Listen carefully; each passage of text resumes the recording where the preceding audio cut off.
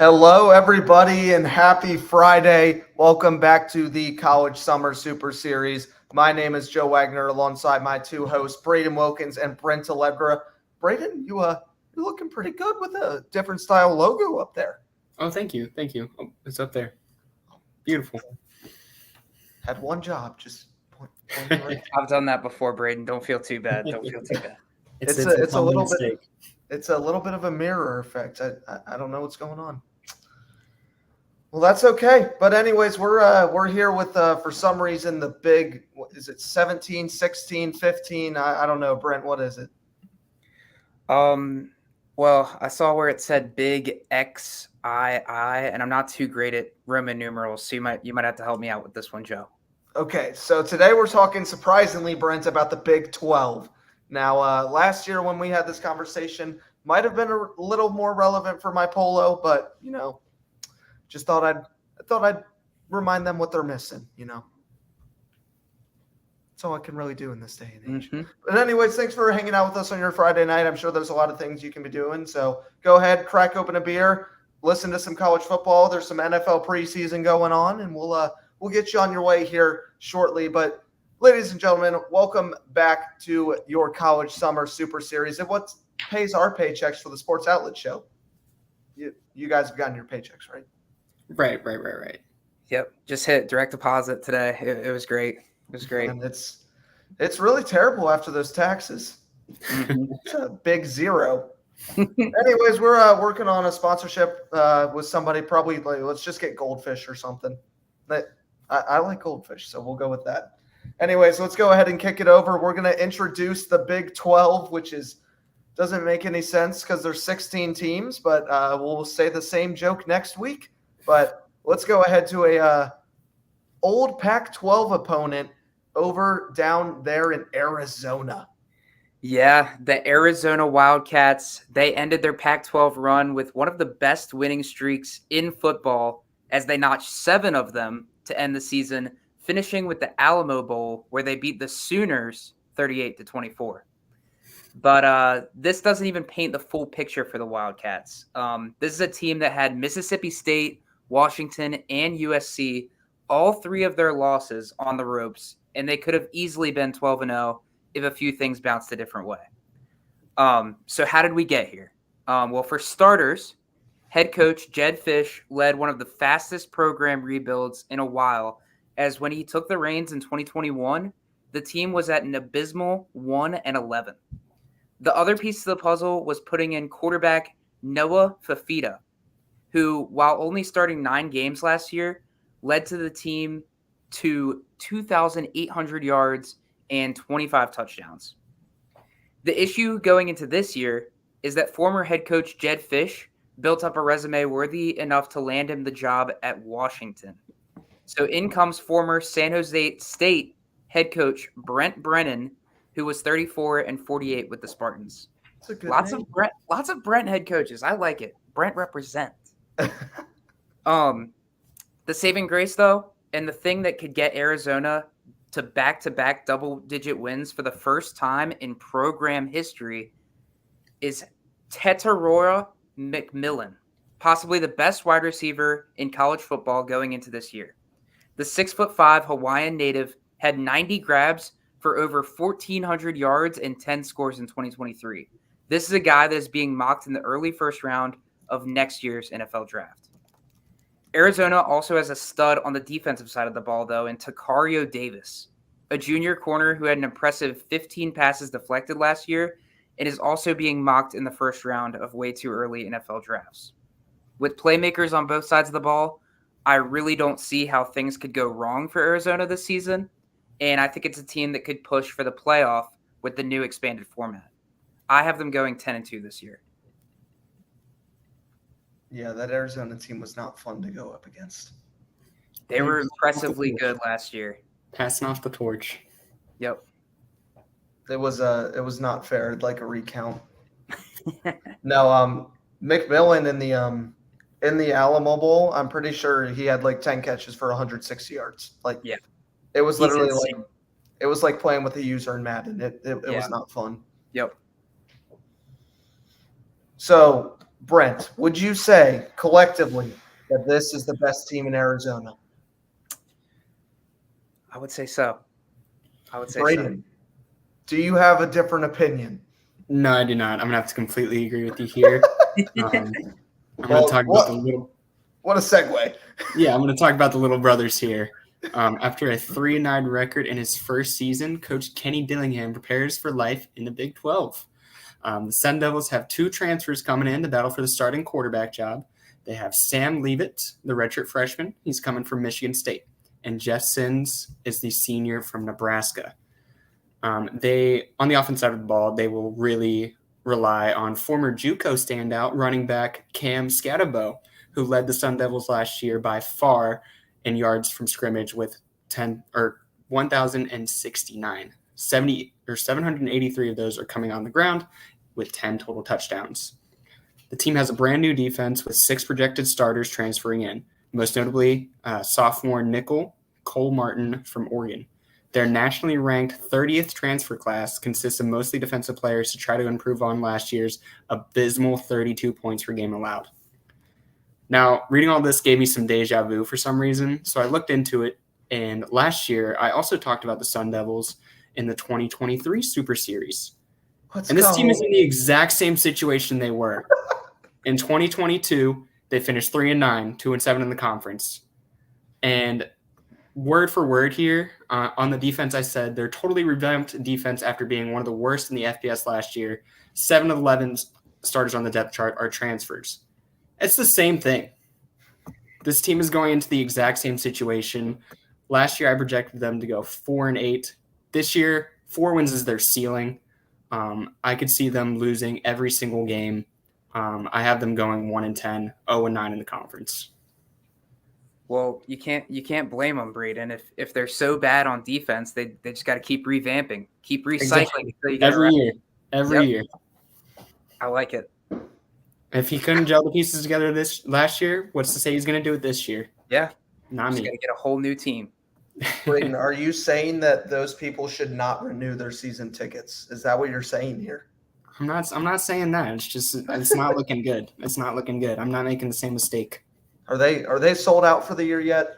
Braden, do some research, see if we can get some Sun Devil tickets for cheap, and go hang out in Phoenix. I like it. Although I don't even think they're in Phoenix. I don't know. I'd have to check.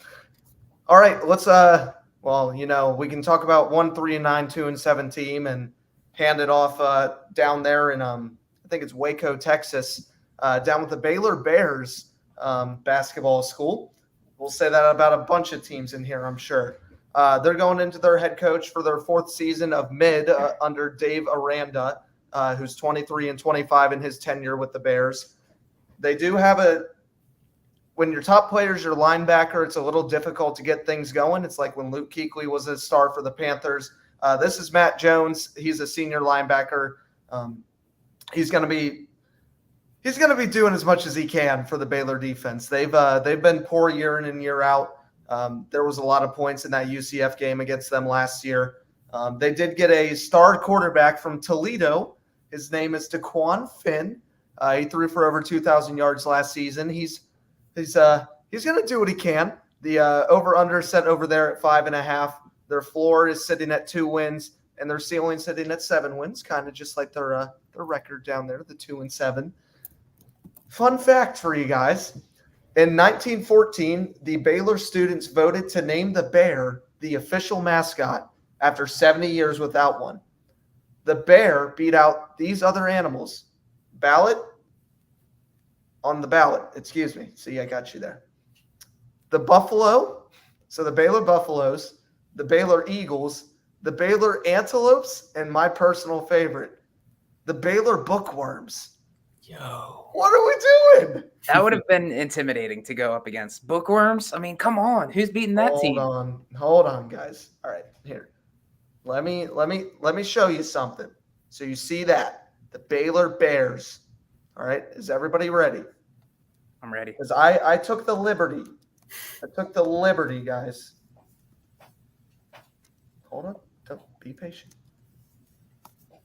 If this were to happen, there you go. Baylor Bookworms could go undefeated. There you go. I agree. So for those of you that are playing the new college football game like myself, make the Baylor Bookworms. Let's get a logo going. You know what? I'll make a logo before next week. We'll see if we'll use it. All right. I'll make one. Maybe like a little worm coming out of an apple. Oh, that's amazing. That would be sick. Get like the retro Baylor hat with the bee on it. Put the hat on him. Oh, Have a live bookworm, and at halftime they make it race 1 yard. Oh no, dude! Why is Baylor not hiring us? Our services are open for remote work.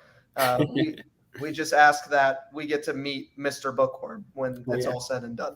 But I don't understand why. We'll get on that. Stay tuned here. If you thought the Big 12 was interesting, let's turn it over to the BYU Cougars. yeah, baby. We got Brigham Young here. Brigham Young. Cougars, they had a pretty disappointing year last year, going 5-7 and only getting 2 wins within the conference. Probably the saddest part to the season, though, is kind of the reverse of Arizona. The team started 5-2, had 5 chances to go bowling, and completely blew it. Couldn't get that last win to get it done. They're coached by 9th-year man Kalani Sitake, who has a record of 61-41, but he has a lot of proving to do after his first year in the Big 12 not being too great of a success. BYU can get back to winning seasons, but it's going to take some good play out of their key players, with 4 of those coming on the defensive side of the ball. Probably the most impressive of the bunch is Tyler Batty, who is the do-it-all senior defensive end. Last year, he compiled 54 tackles, 5.5 sacks, and 2 forced fumbles. To pair with Batty, BYU went to the portal and got Jack Kelly, a 6'2", 235-pound edge. And at Weber State last season, Kelly dominated with 10.5 sacks. So it's not a stretch to say that the strength of this team is going to come up front on the defensive side of the ball. Their over-under win total is currently set at 4.5. So obviously the sports books don't have much faith in a rejuvenated season. And I honestly tend to agree. The schedule is rough, with a stretch of games that include Kansas State, Arizona, Oklahoma State, UCF, Utah, and Kansas. So not to say it's impossible to get back to a winning season, but it's not very likely. I have them at 4-8. And did you go ahead? No, you go. I was going to ask, did you know that they sell alcohol in their stadiums now? They do. I did not know that. I didn't know that they didn't to begin with. I mean, it's a dry campus. How's that allowed? What Yeah, are we doing? Football beats school regulations, Braden. It's right there in the NCAA handbook. You just got to keep flipping past the J.R. Smith allowed to play golf rules. And it's right behind that. Well, you know what's even cooler than beer? Little fun fact about BYU. They actually have a mannequin that gives birth. Her name is Lucina.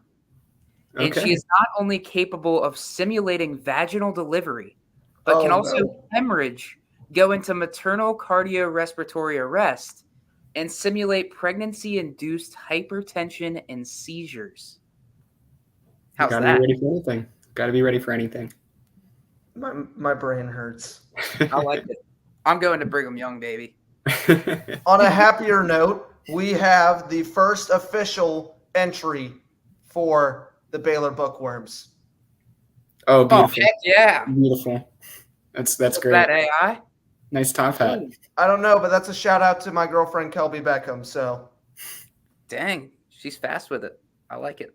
I don't know if it was a GIF or if she's just really, really good at Photoshop. So I will find out later. Thanks for that fact that makes me want to go. Yep, let's go to the Knights. The Knights had a pretty solid entry into the Big 12 last year compared to their buddies Cincinnati and Houston. They finished 6-7.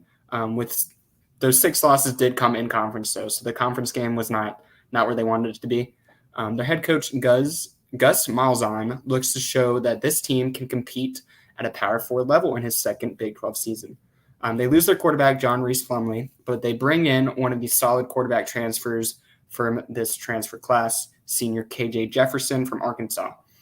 He has the potential to elevate on the team's offensive success, and he will have help on the ground with senior running back RJ Harvey. He is coming off a 1,400-yard and 16 touchdown season. So KJ and RJ, look out for them on the offense. The defense is new and improved with, here we go again, 6 of the projected starters being transfers. They're revamping the defense also, but I think it's going to go a little bit better for them than it does with Arizona State. If these pieces come together nicely, I think the offense has the potential to really elevate this team to some victories. I think they could win as many as 8 games this year with a lot of opportunities to build a winning record early. Their end of schedule is tough, though. They'll face Iowa State, Arizona, WVU, and Utah in the final 6 weeks of the season. I have this team winning a lot early to get to a finish with a solid 7-5 record, losing all of those aforementioned tough games in their schedule. The Knights went bowling last year. You know, I've been calling them the Golden Knights for so long, but they haven't been called that in like a decade and a half. Like, No, they moved to hockey, the Golden Knights. That's right. That's right. Oh, and then they moved to Vegas. They just went coast to coast. Yeah. Mm-hmm. Yep. Wow. Well, we can go a little further north where it's colder over there for the Cincinnati Bengals, right? Oh yeah. It's college. I was so close. Yeah. So on the other hand, compared to UCF, the Bearcats really struggled in their Big 12 debut under Scott Satterfield in his first year as their head coach. Satterfield enters his second season with a new sophomore transfer quarterback in Brendan Sorsby from Indiana. In the 10 games he played last year, he threw for 1,587 yards, 15 touchdowns, and he also ran in 4 from the ground. Defensively, they bring in senior cornerback Derek Canteen from Virginia Tech. There was not a lot of room for him on the VT roster, but he still managed to rack up 32 tackles last year. His best years were in 2020 and in 2022 back at Georgia Southern. As a freshman in 2020, he had 6 interceptions. He hasn't lived up to that hype since, but Cincinnati's hoping to revive him. Brent, tell me a little bit how you think this team is going to do this year. Yeah, so as Braden alluded to a little bit there, Cincinnati had a pretty terrible season last year. That's to put it lightly. I really don't think their team was as bad as their record was, though. But when you go 3-9 with only 1 conference win, you obviously aren't doing something right. The sports books have hopes of a minor jump back into relevancy with their over-under win total set at 5.5. But I think that has a lot to do with the schedule. Their only sure losses are Kansas State and probably Iowa State as well. But all of the other games are at least winnable in some capacity, even though they won't be favored in most of them. Because they have so many of these 50-50 games, or honestly, a better reflection would be 40-60 games. I think the Bearcats could have anywhere from 2 wins to 8 wins on the season. I do think that it might not be quite the leap we are expecting, though. So I have them at 4-8 on the year. And then a little interesting fact that I found to be pretty cool. Senior quarterback Hayden Moore holds the school single-game passing record with 557 yards in a game he didn't even start. He didn't start the game. Moore set his record in relief of an injured Gunnar Kiel in 2015 at Memphis, but Cincinnati still lost the game 53-46. That's crazy. That's a crazy stat. Almost 600 yards and you don't win the game. Bro, the kid did his best. He was a backup and he did his it wasn't his fault. It wasn't his fault. Some Ollie Gordon type numbers. Jeez. Also, little thing for you before we move over to the Buffaloes. I thought, we just talked about UCF. We just talked about Cincinnati. We're about to talk about Colorado. We just talked about BYU. The only team that we've talked about that 2 years ago was in this conference was Baylor. And we're, after this team, basically halfway there. So let me read to you what the Big 12 used to look like when it was 12 teams. It was Kansas State, TCU, Texas, Texas Tech, Oklahoma State, Baylor, Oklahoma, Kansas, West Virginia, and Iowa State. Is this conference in a better or worse position than it was in 2022? Worse. Much I mean, worse. just losing Texas and Oklahoma alone is going to make it a lot worse. Yeah, and I think the best team they brought in is Utah, and they're not up to the level that Oklahoma and Texas were. So Yeah. it's just not what it used to be. The competition will be better, Oh yeah, for sure. as in poor playing poor. But I remember when the Bearcats made the college football playoff a few years ago and then said, we want to join a Power 5 conference. It's not working well. Let's go over to the head coach that refuses to answer CBS interview questions. Did anybody see that? I did not. I did Okay. see that. I saw that. Was that today that came out? Because I saw the video today. It was today or yesterday, yeah. Yeah. For those that don't know, this is hypothetical, by the way. I read it, so it could be incorrect. But Coach Prime, the coach of the Colorado Buffaloes, was ranked the 15th head coach of 16, and to go 6-6, and that his seat was on fire by a CBS News article. Just a sports article, random sports article from CBS. During media, a CBS reporter goes, "My name is blank with CBS." He goes, "All right, no, man. All right, next question." And then he sits there, keeps telling the guy no. He says, "I respect you as a man, as a person. It's the people you work for." And he didn't let him get a question out. I was like, is that allowed? I guess so. Might get fined. I think he'll be okay. He doesn't have any money. Being one of the best players in the NFL and coaching a sold-out 4-8 team, I think he'll be all right. Anyways, Deion Sanders is the head coach of this program. He goes by Coach Prime. The Colorado Buffaloes is going to go on Not So Top 10 for college football edits this year for their social media team as well. If you guys Darts follow only. that. Darts only. Idaho State had some fun with the same social media post when they had an indoor practice with their quarterback showing the indoor bubble, throw the ball, and then the dude caught it in the daylight outside. So we're getting good here. Obviously, the star player to watch is Coach Prime's son, Shadur Sanders, the senior quarterback. Obviously, keep an eye out for Travis Hunter as well, the dual threat. I don't know what we're going to see out of the Buffaloes. I mean, last year they were overhyped and got.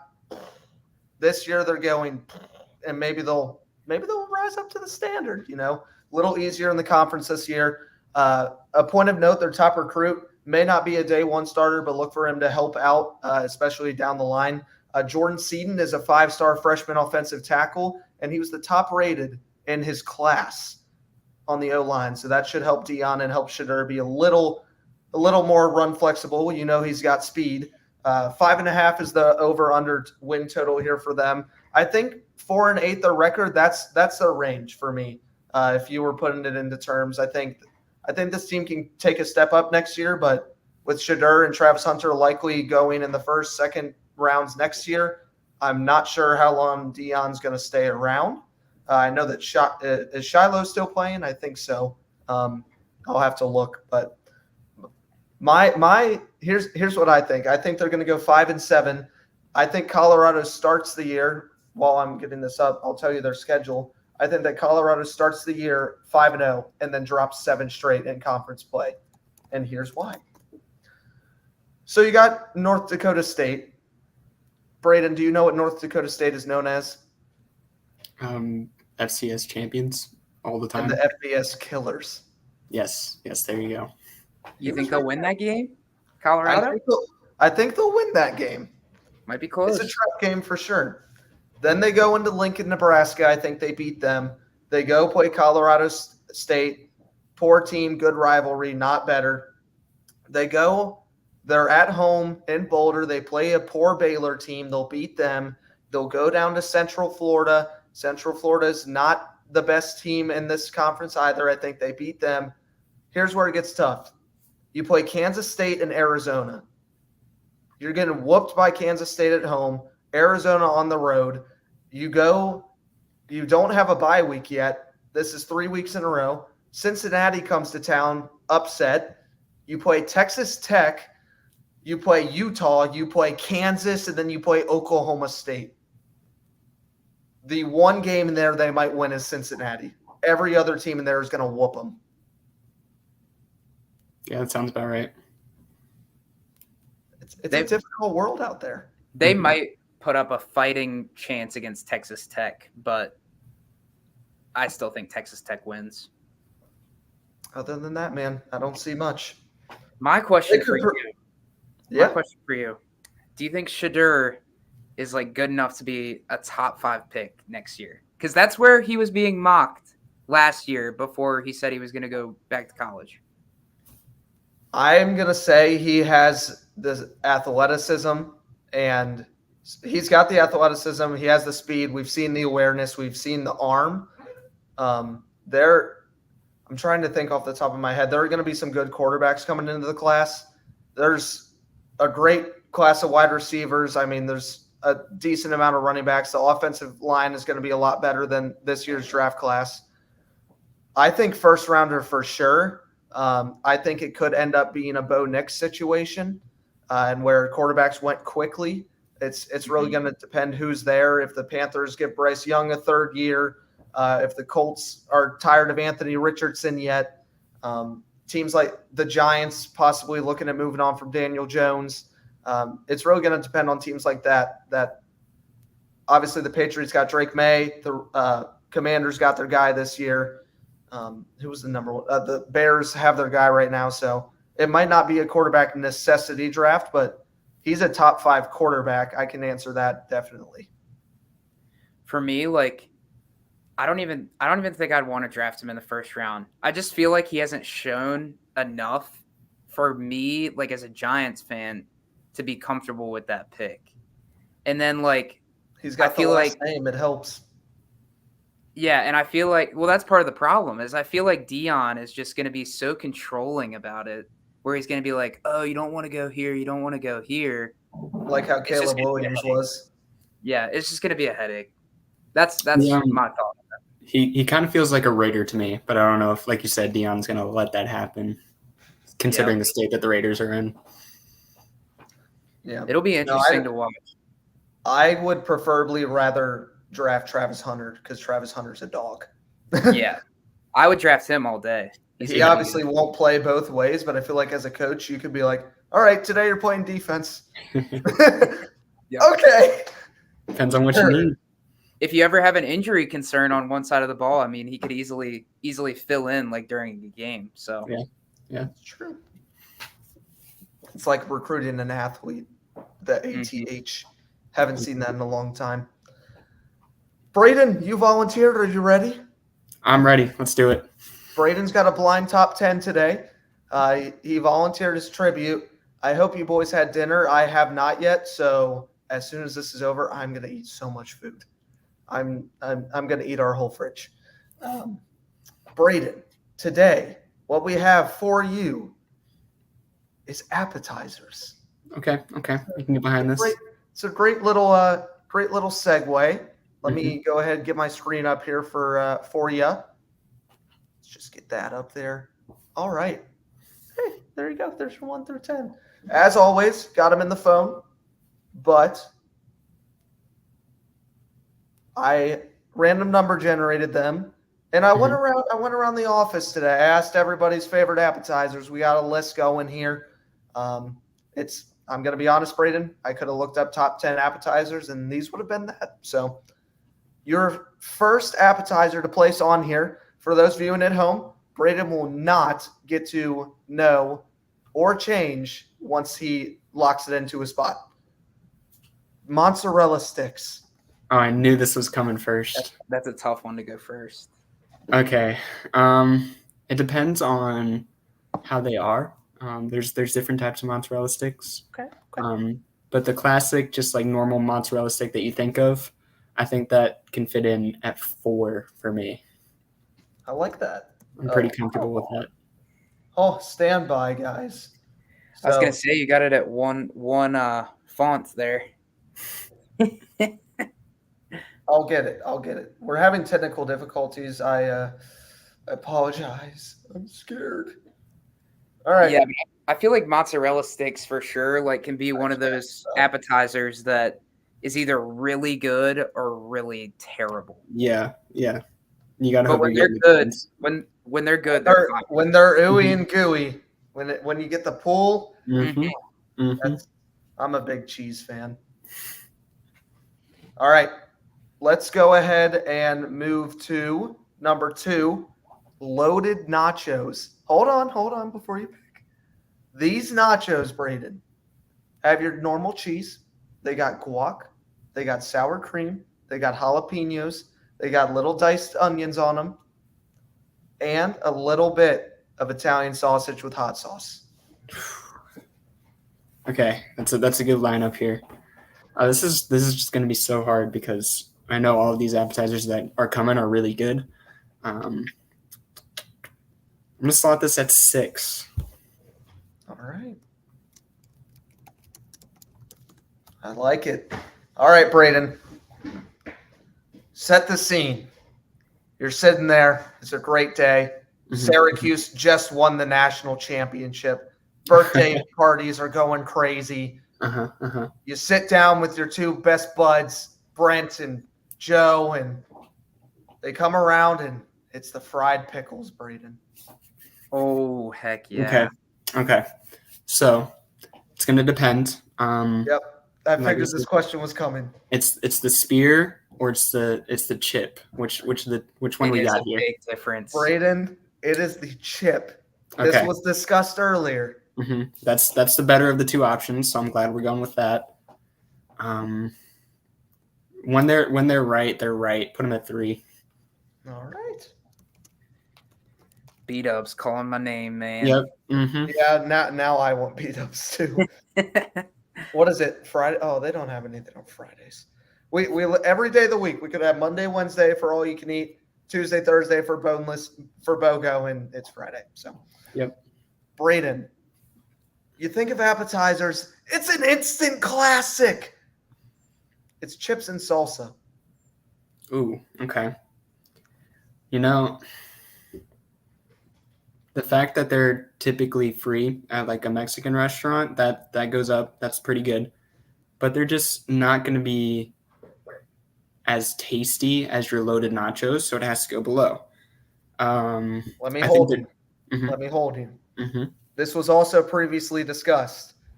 And we said, because of that statement you said of free, that if you said the word free, we have upgraded you to chips and queso. Ooh, okay.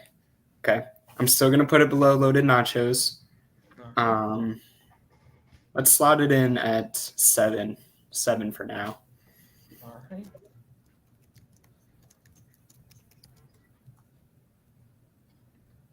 All right. We're on to number 5. A personal favorite of my mother's, Braden, so be careful here. Okay. Spinach artichoke dip. I'm actually a huge fan of some spinach artichoke dip. When you got the nice dip in there, It is with the flatbread crisps. that's perfect. That's what I'm happy with. Can I put it at 5 though? You got to think about what could be coming. That's yeah. You would Cars have are burning both ends here. Yep, there's some good ones still to come. It hurts me to say it, but I'm gonna put it at 8. It hurts. Wow. It hurts. I was going to say Braden's playing pretty conservative here so far. Yeah, for sure. There's 2 extremes going on. Yep. Braden at number 6, and this one is personally from Carrabba's Italian Grill. It's the calamari. And yeah, so good. We have Braden tied around a rope right now. Put it at 5. Now we're locking in the extremes here. Boy. Locking in the extremes. He's gambling. Yeah. Oh yeah, that's me. All right, Braden at number 7. You may have made the right decision. Mm-hmm. We have jalapeno poppers. Heck yeah. Put him at 2. Woo! I didn't see it coming. Oh yeah. Now I'm scared. There's a lot of good options still left on the table, but I'm comfortable with that. All right. Those have shot up my rankings recently. Braden. And here at your 8th pick, and hear me out, is a warm, soft, baked pretzel with cheese to dip in. Okay. I know this is going to hurt you personally, but I'm going to have to slot it at 9. Ooh! I'm going to have to. I think there's something coming. I think there's something coming for that 1 slot. This is the definition of gambling. He's 1 and going to 10. hear the next appetizer and put it at the best or the worst. Yep. And then he's stuck. Yep. Let's do it. Oh, wow. Braden, you're 9th. And you can, any form you want it to be in. It can be boneless. It can be bone-in. It can be saucy. We got the chicken wing. Yep, that's what I've been waiting for. Comfortably at the 1. Comfortably. I need to know boneless, bone-in, what sauce? I got to type it up here. Oh, gosh. What sauce? Okay, let's do bone-in. Let's do bone-in. All right.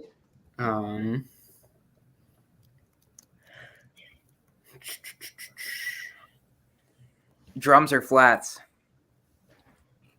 I'm a drums guy, personally. Really? I know that's also unpopular. a drums guy. I'm also a drums guy. You can't go wrong. Let's go with like a Parmesan garlic. All right. I don't think I spelled that right, but I don't care. I think it's fine. Braden, you're number 10. What is it?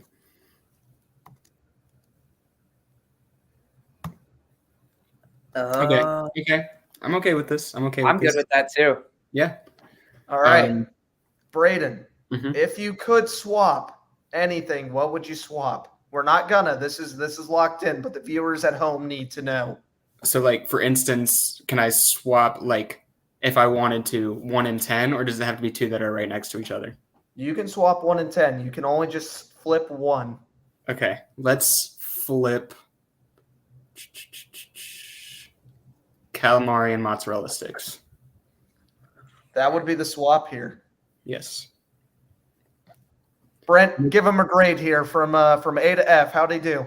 I was gonna say I think Braden did a damn good job. I honestly would have had a very similar order to this. I like onion rings at the bottom. Obviously, wings have to be at the top, and jalapeno poppers. That's one of my favorite appetizers as well. So I'm very proud of this list, Braden. Good job. Thank you. And it's tough because there's no busts on this list. There's no Jamarcus Russells on this list. Like, everything's good. Everything has its place.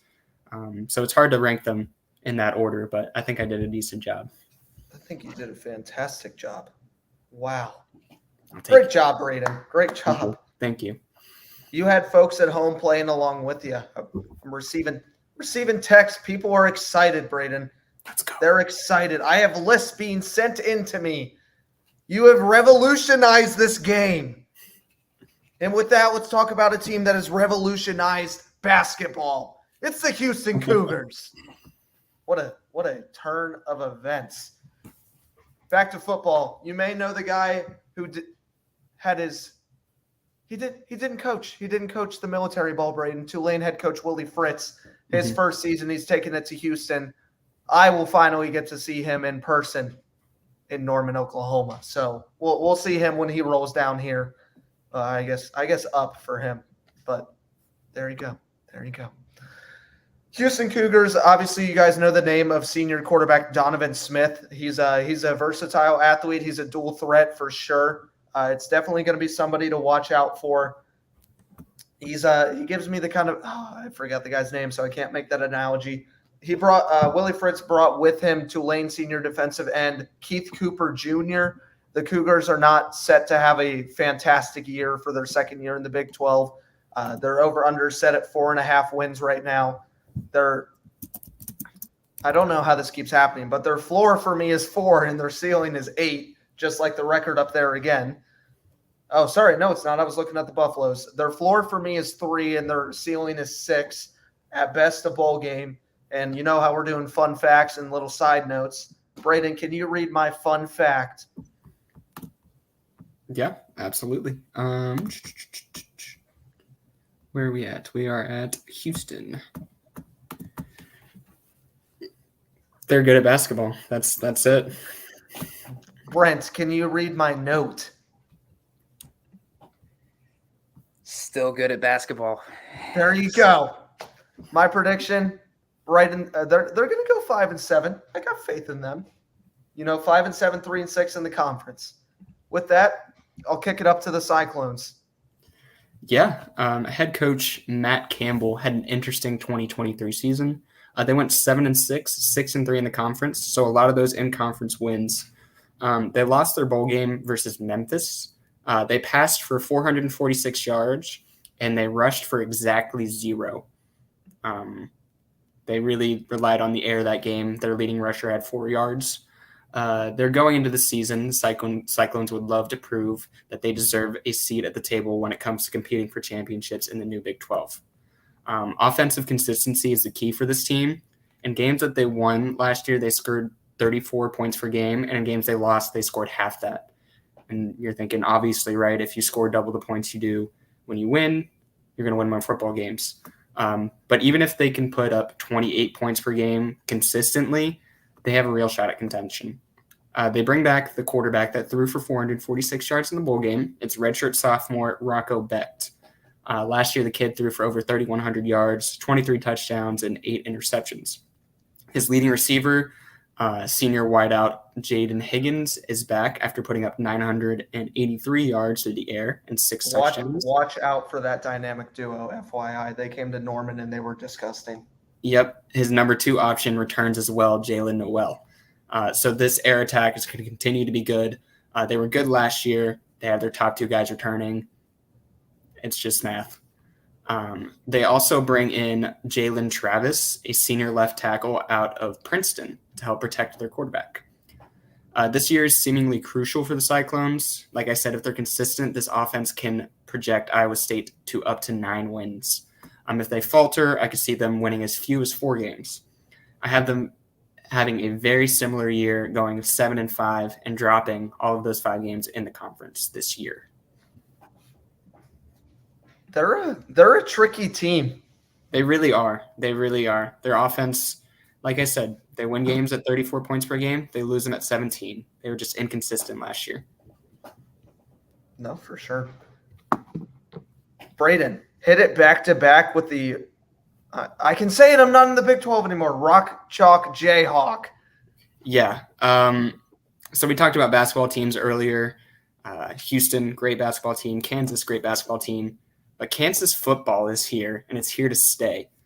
Head coach Lance Leipold has slingshotted this program into relevancy over the past couple years. After an abysmal first year, a decent second year, and a stellar 9-4 in his third season. His fourth season, he will look to continue the trend of going upwards. The story last year was the injury of quarterback Jalen Daniels. The offense did just fine even in his absence under Jason Bean and rising senior running back Devin Neal. Neal rushed for 1,280 yards and 16 touchdowns. That offense scored 40 points per game in games they won, and they were 17th in the country in total points per game. And that's without their starting quarterback, Jalen Daniels. He's going to return this year looking to keep the offense producing at that same level, if not higher. Defensively, they bring in Javier Darrett, a senior defensive tackle from North Dakota State, to shore up the D-line. But the real story on this side of the ball is the secondary. The duo of senior quarterbacks, Kobe Bryant and Mello Dotson, will be scary. They're both coming off 4 interception seasons, and the safeties, Marvin Grant and O.J. Burrows, were 4th and 5th on the team, respectively, in tackles, with Grant adding on 4 sacks. This team has the talent to do it all this year. Plus, they avoid taking on Utah on that schedule, which is very good for them. Their toughest games are at WVU, at Kansas State, and versus Iowa State. I don't think there's any way this team wins less than 7 games, and I could even see them winning all 12 of them. Realistically, I think they drop 2 of the 3 that I mentioned and go 10-2, taking another step up this season. Dude, Devin Neal is so good. He's a beast. He's a beast. Is it what's his name? Oh, what's the quarterback's name? Jalen Daniels? Yep, Jalen Daniels. I always got him and Jaden confused last year before he got hurt. Yeah, Jalen Daniels is. If they can all stay healthy, this team is nasty. Oh yeah. I don't know how Lance Leopold is 17-21 though. Yeah, that first season was just really bad, Yeah. and then he got his guys. They got a brand new stadium this year too, didn't they? Did they? I think so. I think so. They knocked it down after the whoever they played. I forget, but I'm pretty sure Kansas has a new stadium too. That's just up there in Lawrence. Might have to go catch a game. Yeah, and good thing because this team is on the up and up, and they're going to continue to be good. That's crazy. Let's go just a little bit. I don't know if it's north or south, but let's go to the Little Apple, Brent. Yeah, once you get to the middle part of the country, everything just starts to jumble up, right, Joe? A little bit. I mean, I know that Texas is this way, Kansas is this way, Arkansas is this way. Well, this way if you're pointing at it, and then I don't know what state we neighbor that way. I'm going to be honest. Do you even know what state you're in right now? It's New Mexico, yeah. I can tell you that I know I'm not in Texas. Good job. Speaking of Texas and Oklahoma for that fact, something I'm interested to see with Texas and Oklahoma taking their talents to the SEC is which of these teams are going to step up and be the new top dogs of the Big 12. I think Utah is probably the obvious favorite, but between Oklahoma State and Kansas State, it really is a lot closer than people think.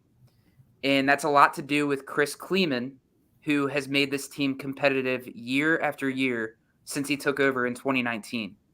His record during that span is 39-24, but before that, this is the guy that led North Dakota State to championships in 4 of his 5 seasons at the FCS level. Very, very, very impressive coach. Kansas State's top player going into this season is junior running back DJ Giddens. The projected 4th-round pick had over 1,200 yards and 10 touchdowns just last season. But don't look too far behind him because Kansas State also got an ultra-quick receiving threat out of the backfield in Colorado's Dylan Edwards. He should be an explosive part of the K-State equation.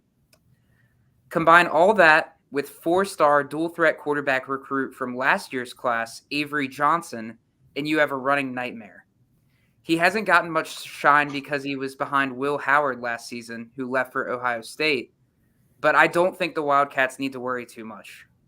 When he was thrown into the Pop-Tarts Bowl against NC State, he ran for 71 yards and a touchdown, and combined that with 2 passing touchdowns as well. I'm excited to see what he does with a full season of work. And I don't want to just gloss over the defense, but for the sake of time, I'll just mention that side of the ball also has studs. Austin Moore, Jacob Parrish, and Desmond Purnell, who have all Big 12 potential entering the season.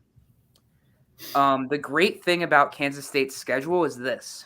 They have Oklahoma State, Arizona, and Kansas all at home, and all of their Big 12 road dates are winnable. Also, they end up avoiding Utah altogether. That is until my prediction comes true where Kansas State and Utah end up playing each other for the Big 12 chip at the end of the year. With the winner, or maybe both, playing for the college football playoff, I have the Wildcats at a final record of 10-2. Does Kansas play Kansas State this year? They do. Yes. Woo-hoo. Kansas State's at home, though. Yep.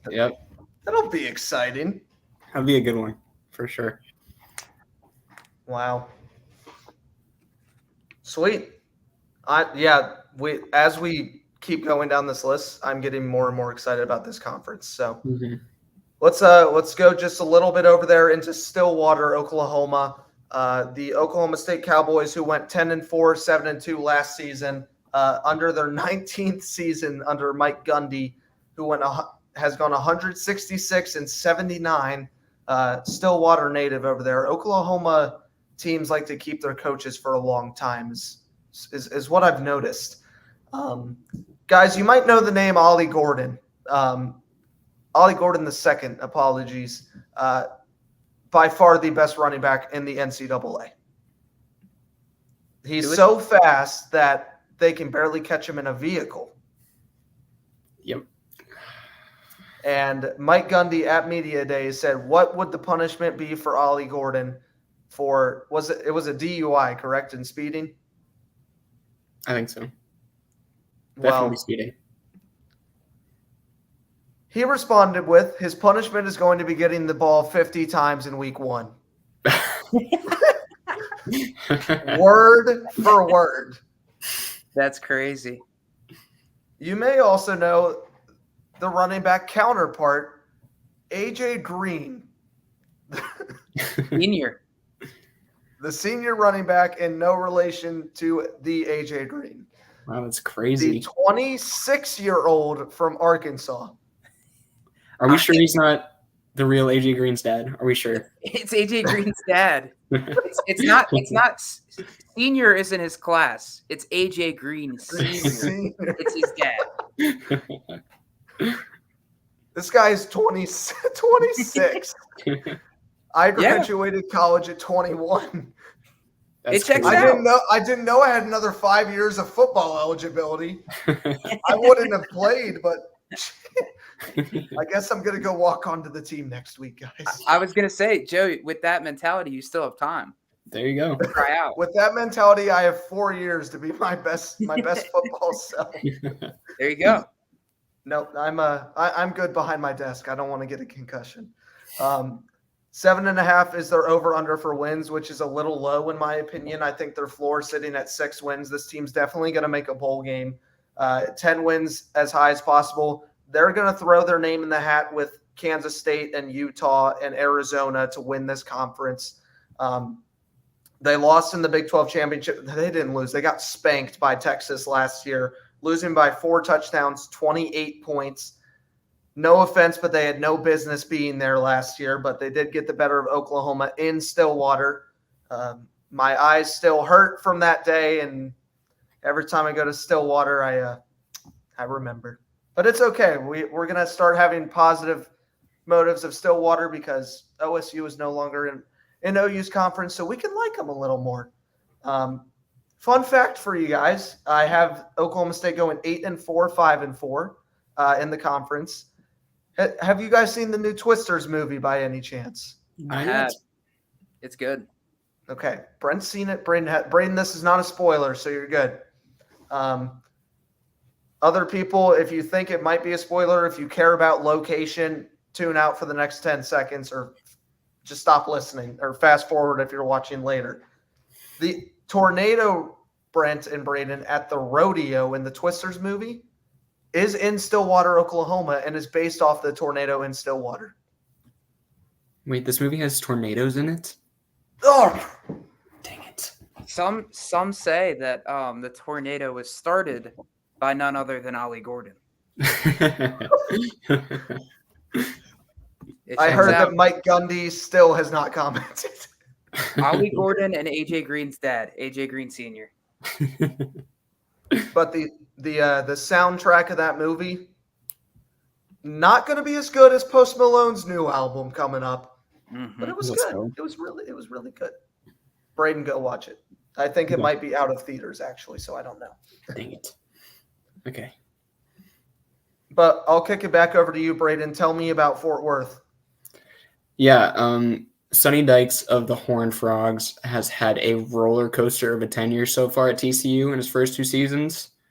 In his first year, he led this team to the national championship game. Then they got smacked by Georgia, and everyone either transferred or got drafted. So then in his second year, he went 5-7 and 3-6 in the Big 12. So it's been a long year for head coach Sonny Dykes. But for this team going into the future, I want to focus on 2 position groups. We got the offensive line and the linebackers. So we're really digging into the trenches here. On the O-line, they retain senior right tackle Mike Nichols. The remaining 4 starters are going to be transfers. It's a very similar story in the linebacker core with Nandi Obiazor remaining after an 84 tackle season last year with 4 sacks. They bring in 3 new starters in the linebacker core, including Caleb Alarms Orr from Cal after a 92 tackle, 3.5 sack season there. These two groups of new players with one retaining starter, they need to lock down the trenches and carry this team. I could see this being a really tough season for them, with wins ranging anywhere between 3 and 8. They have a really interesting schedule. I think this team actually goes 6-6, with 4 of their wins being in conference and 5 of those losses coming in the conference. Talk about 2022 to 23 change. Oh yeah, it's been a rough year for that team. I didn't think that Max Duggan and Quentin Johnson were that great. Yeah, Their NFL careers sure aren't showing it. Nope, not quite. Shout out Sonny Dykes. Yeah, I guess. Sure. Let's send it down to Lubbock to the Red Raiders. Yeah, we got the Texas Tech Red Raiders. Had a pretty disappointing year last year, as things were supposed to change in a big way under second-year head coach Joey McGuire, but they didn't. The Red Raiders lost to a bad BYU team, got pummeled by Texas, and only had one win over a team that finished with a winning record. Despite this, they still finished the season 7-6 while going 5-4 within the conference. But there's reason for optimism. Texas Tech had a strong offseason. They're retaining a lot of key starters, and the schedule is a lot more friendly than last year. In fact, the first 5 games of the season and 8 of the first 10 are against teams that did not appear in a bowl game in 2023. There's no more Texas, and the 2 so-called powerhouses in the conference in Utah and Kansas State are not on the schedule. But let's get a little bit back to the roster. The best player on this team is none other than monster running back Taj Brooks. Last year, he ran for over 1,500 yards with 10 scores, and he'll once again be the focal point of the offense behind what projects to be a good offensive line. Last year, this unit held their own, but they brought some good players in from the transfer portal, those including Sterling Porcher from Middle Tennessee, Davion Carter from Memphis, and the best of the bunch, Vinny Scurry from Toledo, who is rated the 4th best interior offensive lineman in the entire transfer portal. And transitioning to the defensive side of the ball, they weren't too bad last year either, but they didn't make as many changes on that side of the ball as the offense. I expect the D to be slightly below average, while the offense will be above average. Maybe some high-scoring games in there. With all that being said, while the Red Raiders don't have any sure losses, I see them having a lot of 50-50 games, which may or may not break their way. I have them at the same record as last year at 7-5, with 5 of those wins coming within the conference. And then for my fun fact for this team, I might have missed this, and I don't know if you guys know this or not, but I had no idea that Red Raider fans are known for throwing tortillas at every home game. They just throw them on the field. Did you guys know that? I did not. No. So, in case you guys were wondering, no one really knows the exact reason the fans do this, but legend has it that an ESPN announcer, before a Texas Tech Texas A&M game in 1992, said Lubbock, Texas had, and I quote, "nothing but Texas Tech football in a tortilla factory." So the fans throw tortillas, I guess out of spite, I guess to prove a point, but I think it's pretty cool. It's a nice little urban legend. They now have a football stadium, tortillas, and a $1.2 million NIL softball player. I did not see that. That's crazy. They got a transfer from Stanford who was the player of the year, and they paid her $1.2 million. That is insane. So you know what? She is the best in the business, though. If a college wants to pay me $1.2 million to attend their program, I think I'd apply. I think I'd go. I don't know. If they give me $1.2 million in tortillas, that's where I'll say yes. See, or just now 1.2 million tortillas, period. I can't do it for 1.2 million tortillas, but I can do it for 1.2 million tortilla chips. That's the difference. I'm sold. That's the difference. Let's kick it on over to Utah with Kyle Whittingham, also best friends with Mike Gundy. I don't know if that's actually true or not, but they both are going into their 19th season. 162 and 79. The Utes were 8-5, 5-4. Disappointing year last year after beating Florida in the home opener for sure. Their best player is going to be quarterback Cam Rising, who is attending Utah for his 19th straight year. That is an exaggeration. I saw that in your notes right before it said it. And I was just like, oh no. Braden started laughing. I could see it on his face when he read it. You might also know the name of former Arizona Wildcat Dorian Singer. That with Jacob cowing him and McMillan last year, that team was not fair. So it's only okay they got nerfed a little bit. But this team has a 9.5 over/under win route going. I have them at their floor having 8 wins and their ceiling having 12. This team's going to win the Big 12 this year. They had to deal with the Pac-12 last year with a hurt team all season long and put up 8 dubs. And they did one against Florida in week 1, which is when they had their real full team. My little note for you guys is that 52% of red zone possessions last year, Utah had a touchdown. 52%. It's pretty solid.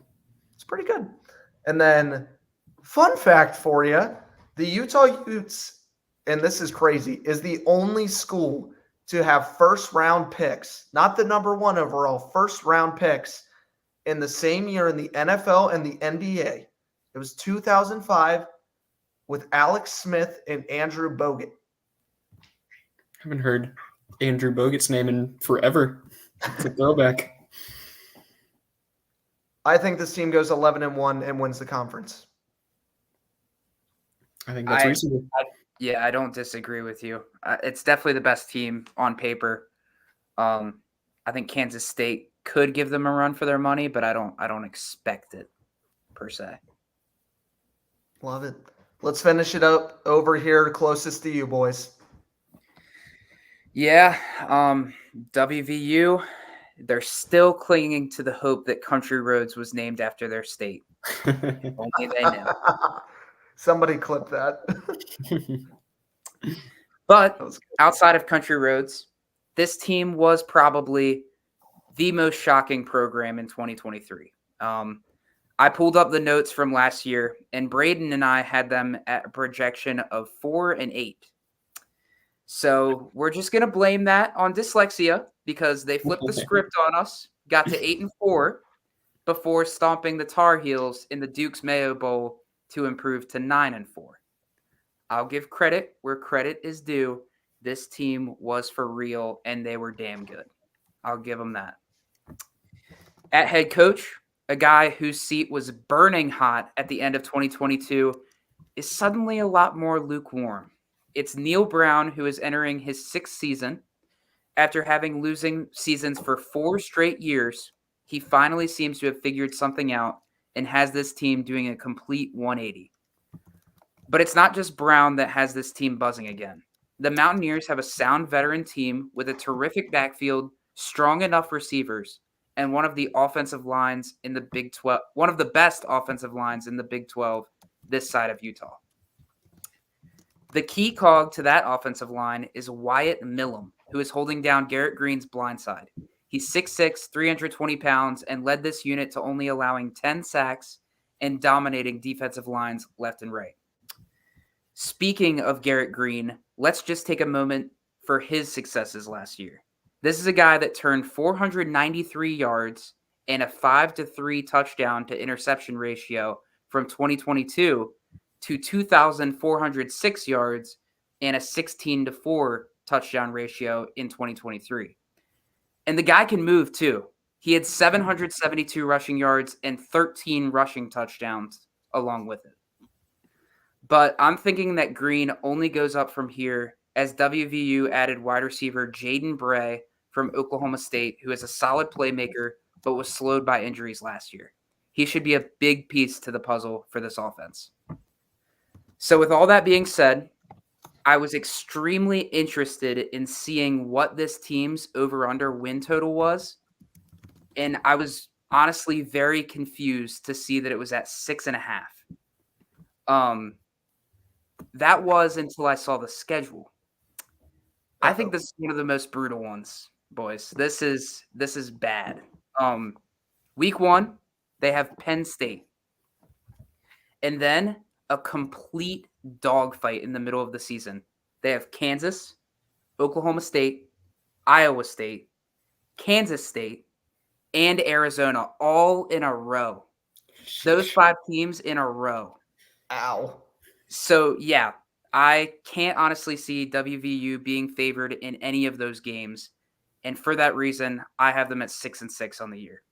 Can you imagine if they won them all? There's no way. I think they lose all 5 in a row. Could you imagine, though? That'd be crazy.